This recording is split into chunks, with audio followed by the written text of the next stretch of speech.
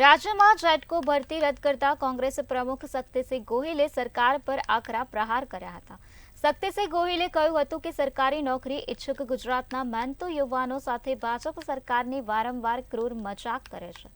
તેમજ Gujarat energy transmission corporation limited દ્વારા લેવાયેલી પરીક્ષા પાસ કરનાર યુવાન ઉમેદવારો નોકરીની રાહ જોઈને બેઠા હતા। તે વિદ્યુત સહાયકની ભરતી પરીક્ષાને રદ કરવાનો સરકારનો નિર્ણય અત્યંત આઘાતજનક હતો। માર્ગદર્શિકાનું પાલન થાય તે જોવાની જવાબદારી સરકારની છે, ઉમેદવારોની નહીં। ભાજપ સરકારના પાપનો ભોગ ગુજરાતના યુવાનો શા માટે ભોગવે?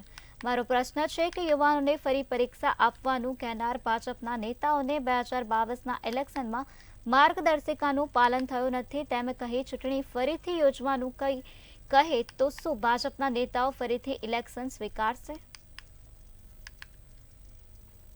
Gujarat energy transmission corporation limited GETCO દ્વારા જે ગુજરાતના યુવાનોએ સરકારી નોકરી માટે પરીક્ષા આપી, પોલ ટેસ્ટ કર્યો, પાસ થયા અને નોકરીની રાહ જોઈને બેઠા હતા, એ આખી સમગ્ર પ્રક્રિયા અને પરીક્ષા રદ કરવાનો નિર્ણય એ આઘાતજનક નિર્ણય છે।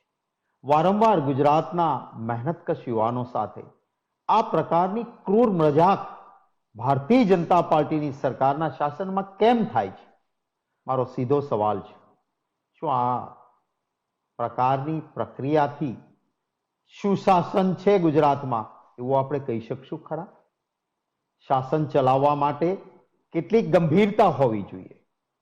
વારંવાર એ સામે આવ્યું છે